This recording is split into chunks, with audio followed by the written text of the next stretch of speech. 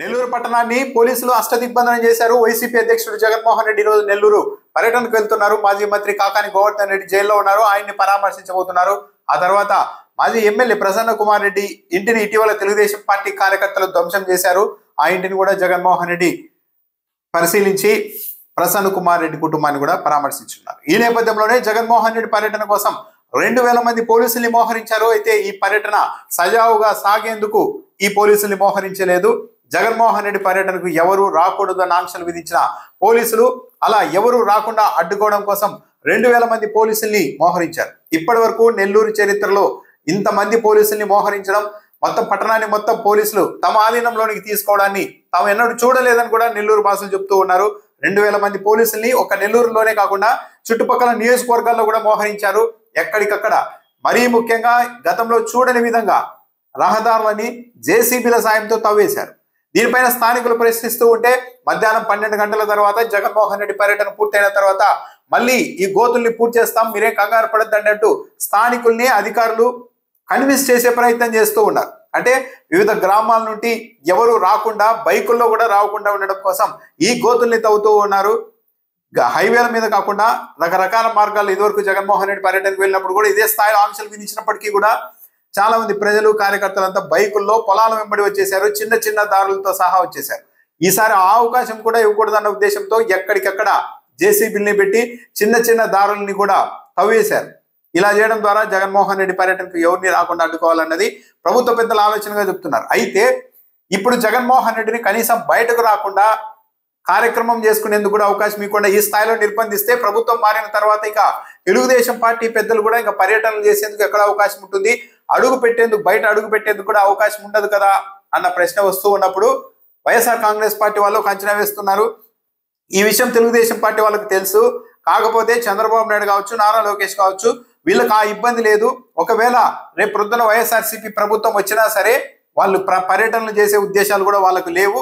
ఒకవేళ పర్యటన చేసినా కూడా జనస్పందన ఎలా ఉంటుందో అందరికీ తెలుసు. చంద్రబాబు నాయుడు, నారా లోకేష్ కి పెద్దగా స్పందన ఉండదు కాబట్టి వాళ్ళు బయటకు వచ్చే పరిస్థితి కూడా ఉండదు.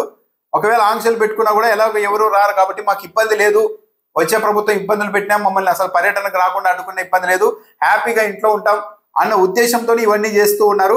ప్రస్తుతం జగన్మోహన్ రెడ్డికి వేలాది మంది ప్రజలు ఎక్కడికి వెళ్ళినా వస్తూ ఉండడంతో ఆ దృశ్యాలు మాత్రం మాకు కనిపించకూడదు ప్రస్తుతానికి అన్న ఉద్దేశంతోనే పోలీసుల్ని ప్రభుత్వ పెద్దలు ఈ స్థాయిలో ప్రయోగిస్తూ ఉన్నారని వైఎస్ఆర్సీపీ నేతలు చెప్తూ ఉన్నారు. నెల్లూరు పట్టణం మొత్తం అష్టదిగ్బంధనం చేసేశారు.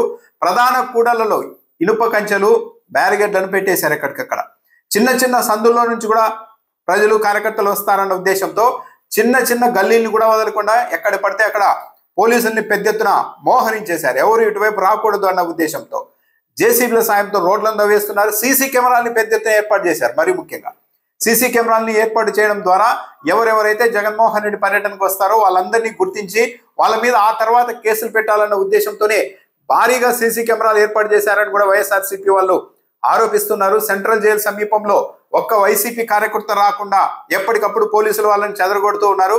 ఎవరు రావడానికి వీల్లేదంటున్నారు. జైల్లో ములాఖతుకు కేవలం 3 మాత్రమే పర్మిషన్ ఇస్తున్నాం. హెలిప్యాడ్ వద్దకు 10 మందిని మాత్రమే అనుమతిస్తున్నారు. ప్రసన్న కుమార్ రెడ్డి ఇంటి వద్దకు 113 మంది, కరెక్ట్ గా 113 మందికి పర్మిషన్ ఇచ్చారు. అంతకు మించి ఎవరైనా వస్తే కేసులు పెడతామని చెప్పారు. ఇప్పటికే జిల్లా స్థాయి నాయకుల నుంచి వార్డు స్థాయి నాయకుల వరకు అందరికీ నోటీసులు ఇచ్చారు. మీరు ఎట్టి పరిస్థితుల్లోనూ రాకూడదు, మీరు ఎలాంటి జన సమీకరణ చేయకూడదని. అయితే వైసీపీ వాళ్ళు మాత్రం ఈసారి పదే ఈ ఆంక్షల్ని చూసిన తర్వాత వేలాదిగా ప్రజలు, కార్యకర్తలు తరలి రావాలని జిల్లా వైసీపీ నాయకులు బహిరంగంగానే పిలుపునిచ్చారు. పోలీసులు చాలా అతి చేస్తూ ఉన్నారు, అన్ని హద్దులు జరిపేస్తున్నారు. ప్రజాస్వామ్యంలో చట్టపరంగా ఉన్న హక్కుల్ని కూడా హరిస్తున్నారు. కాబట్టి ఇకపైన ఈ పోలీసులు పెట్టే ఆంక్షల్ని లెక్క చేయాల్సిన అవసరం లేదు. కాబట్టి వేలాదిగా తరలి రండి అని కూడా పోలీసుల ఆంక్షలు ఉన్నప్పటికీ వేలాదిగా తరలి రండి అని పిలుపునిస్తున్నారు. చెన్నై కోల్కతా హైవే మీద కూడా తనిఖీలు చేస్తున్నారు.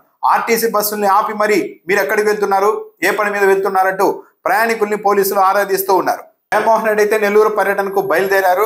సో ఈరోజు పోలీసులు అదే స్థాయిలో మోహరించారు. వైసీపీ నాయకులు కూడా చాలా ప్రతిష్టాత్మకంగా ఈ కార్యక్రమాన్ని తీసుకోవడమే కాకుండా వేలాదిగా తరలి రావాల్సిందిగా బహిరంగంగానే వైసీపీ వాళ్ళు పిలుపునిచ్చారు. సో పోలీసులు ఎంతమందిని ఎలా అడ్డుకోగలుగుతారు ఈరోజు అనేది కూడా చూడాలి.